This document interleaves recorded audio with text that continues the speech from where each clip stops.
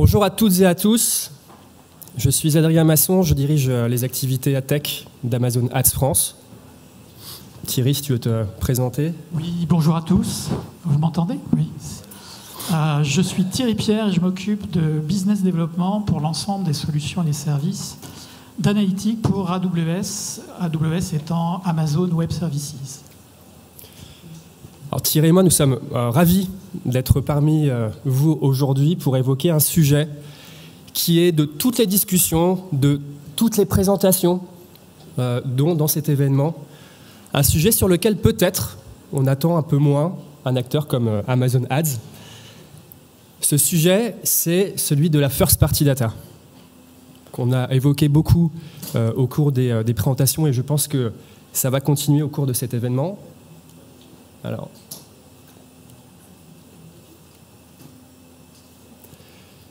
donc c'est un sujet qui est un sujet central. 88% des marketeurs ont fait de la collecte de données first party un enjeu majeur, si ce n'est l'enjeu majeur 2021. On comprend aisément quelles sont leurs motivations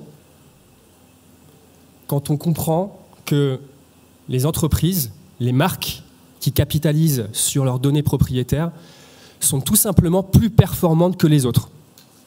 D'un point de vue publicitaire, pour chaque campagne média, les performances sont nettement accrues. Vous voyez les chiffres à l'écran, la démonstration est faite. Plus de performance, mais aussi plus d'économie. On comprend pourquoi c'est important de mettre en place ces stratégies. Derrière cette belle promesse se cache une autre réalité. Et je propose à Thierry d'évoquer cette réalité. Oui, Adrien, tout à fait. Donc, très heureux d'être avec vous ce matin. Moi, je suis le monsieur comment, c'est-à-dire comment collecter toutes ces données first party, ces consentements, toute cette complexité qui consiste à collecter cette information, avoir des phases d'ingestion, donc ça passe par différents freins à lever, des freins bien entendu technologiques, on en parlera. Vous allez voir que la technologie, les services, les solutions proposées, et particulièrement dans le cloud, permettent justement de gérer cette complexité, de voir finalement ingérer différentes sources de données first party pour pouvoir la transformer, l'unifier, l'aligner, avoir finalement une aptitude à pouvoir extraire la valeur de ces données. Donc ça, c'est le premier point, c'est un point plutôt technologique. Et effectivement, les solutions, les services, microservices que proposent en général les acteurs du cloud tels que AWS sont des moyens de gérer cette complexité. Deuxième aspect, c'est bien entendu les meilleures pratiques. Meilleures pratiques, ça passe par les meilleures pratiques autour de la réglementation, autour de la conformité. Ça passe également autour des meilleures pratiques dans comment traiter l'information, comment organiser cette information, comment organiser les projets autour de traitement de cette information. Et puis enfin, c'est la compétence. Les compétences nécessaires pour transformer cette donnée. Alors, généralement, ce sont des analystes qui ont des compétences non seulement sur la partie technologique, mais aussi sur le métier en tant que tel. C'est extrêmement important d'avoir un alignement constant entre les gens qui savent faire, réaliser, et les gens qui savent finalement comment tirer le maximum de valeur de ces données first party pour pouvoir derrière affiner par exemple le reach ou tout simplement avoir une meilleure qualité de l'usage d'une audience par rapport à une cible publicitaire. Donc savoir aligner technique et métier autour de cet enjeu technologique et de cet enjeu de meilleure pratique pour pouvoir entre autres suivre les règles de conformité et de sécurité ou de confidentialité nécessaires lorsque l'on traite ce type de données. On comprend que le sujet de la donnée first party, c'est un sujet qui est complexe. On a vu que c'est un sujet qui générait de la performance. Et quand on regarde la réalité, les chiffres, seulement 2% des entreprises utilisent leurs données propriétaires pour améliorer l'expérience utilisateur. Donc on voit que l'adoption est encore loin. On a compris la complexité avec Thierry. Thierry, est-ce que tu peux nous partager quelles sont les grandes actions, les grandes entreprises que les marques doivent mettre en place pour une collecte et capitaliser sur les first party data? Alors on en a parlé ce matin en partie. Ce sont les données transactionnelles, les signaux transactionnels en général, qui sont bien entendu à ingérer au niveau de ces services pour être exploitables, mais ce peut être également des sources que l'on doit ingérer, des sources diverses et variées au sein des organisations, et tout dépend finalement des entreprises, tout dépend du secteur d'activité que l'on adresse. Donc, première étape, c'est l'ingestion des sources, comment aller chercher ces données, comment la transformer, comment finalement mettre en place une structure nécessaire pour pouvoir la réconcilier. C'est le deuxième aspect qui est aussi essentiel. C'est comment je peux finalement réconcilier ces informations, les rapprocher en bon français, pour pouvoir, par exemple, en tirer le meilleur parti. Alors, on a des technologies qui sont très intéressantes, qui s'appuient sur des choses relativement simples, comme par exemple les arbres de connaissances, qui permettent de créer des ontologies pour pouvoir, par exemple, corréler des données autour des centres d'intérêt ou même des identifiants, tout simplement. Donc un rapprochement lié à des identifiants. Mais ce peut être également des choses bien plus complexes. Et pour cela, on peut non seulement tirer profit de ces architectures autour des graphes, des arbres de connaissances, mais également de toute l'algorithmie sous-jacente. Et donc la troisième étape qui est...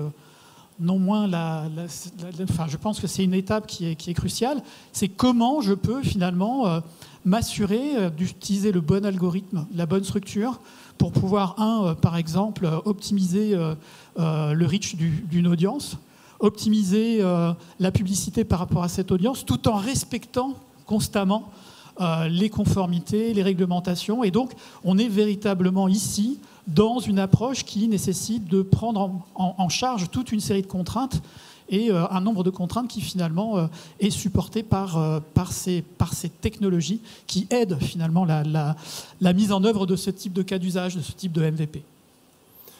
Donc Thierry l'a dit, trois grands principes d'un point de vue first party data, celui de la collecte, de l'ingestion, celui de la transformation et celui de l'activation. Alors si on se met dans le cadre de l'activation marketing, l'une des solutions aujourd'hui pour activer de la donnée dans le cadre du marketing, ce sont les clean rooms, data clean rooms. Donc vous allez beaucoup entendre parler, je pense, de ce terme. On l'a déjà entendu sur une présentation précédente. Qu'est-ce qu'une clean room? C'est un environnement cloud sécurisé dans lequel vous allez retrouver différentes sources de données. C'est une donnée qui est anonymisée.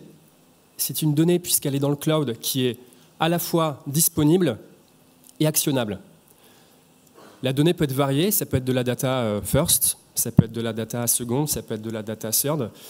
Et je vais m'arrêter là parce que maintenant vous savez que je sais compter jusqu'à 3 en anglais. Les cas d'usage sont extrêmement variés, mais ce qu'on voit aujourd'hui, c'est qu'ils sont principalement centrés sur l'optimisation de l'investissement média. Ça, c'est évidemment la clé. Donc c'est la base. Le deuxième aspect, c'est la meilleure connaissance des audiences, des parcours consommateurs et la création d'audiences personnalisées pour les marques, qui est le second point. Et le troisième point, donc, on ne fait que parler évidemment pendant cet événement et c'est extrêmement important, c'est celui de la mesure. Les clean rooms vont permettre une mesure qui est holistique, qui est activable et qui est simple à mettre en place. Chez Amazon Ads, nous avons créé une solution clean room qui s'appelle Amazon Marketing Cloud, qui est hébergée sous une infrastructure AWS et qui va permettre aux marques de retrouver les signaux Amazon, aussi bien les audiences par exemple que les capacités de mesure.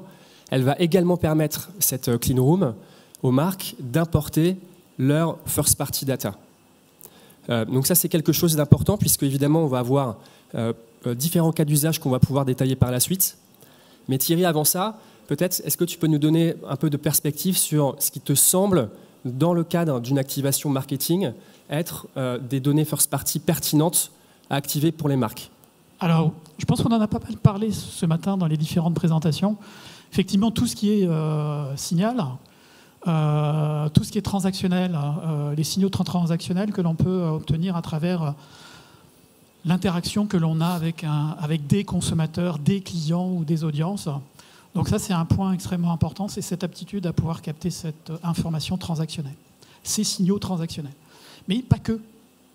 Il y a des clients qui aujourd'hui nous vont chercher des données dans les outils de gestion de la relation client, CRM, ou des outils marketing qu'ils ont au sein de leurs organisations. Ce peut être également même des logiciels de gestion intégrée, aussi appelés ERP, dans lesquels on va aller chercher ces informations. On va donc augmenter la complexité pour pouvoir mieux enrichir la qualification des publicités, la qualification des audiences, l'usage des audiences. L'idée, c'est vraiment d'avoir un référentiel dans lequel on positionne différentes données susceptibles d'enrichir la qualité et l'usage de l'audience. Ça, c'est un point qui est essentiel. Donc, on peut imaginer aller chercher des données dans des applications legacy, dans des applications métiers, quelles qu'elles soient, suivant le secteur d'activité, suivant l'entreprise, suivant votre chaîne de valeur. Tout dépend finalement de votre métier, du métier de chacun. Merci Thierry. Donc, on voit que les applications sont diverses. Les cas d'usage également. On a détaillé quelques cas d'usage.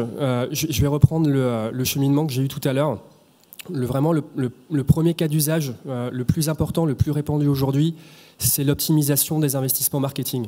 On sait à quel point aujourd'hui les directions marketing sont sous pression pour justifier du ROI des investissements. Les data clean rooms vont permettre de mieux mesurer et de mieux comprendre la valeur de chaque euro ou de chaque dollar investi dans les campagnes médias.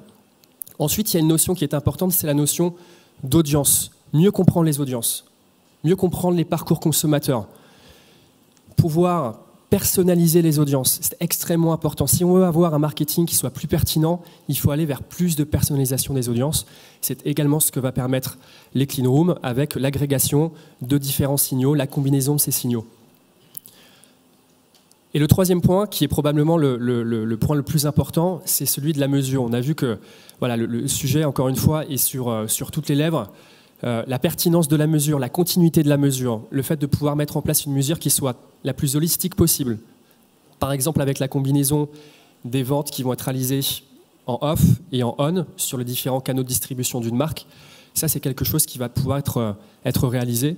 Avoir une mesure sur l'ensemble des activations marketing, c'est également quelque chose qui est rendu possible par ce type d'outils.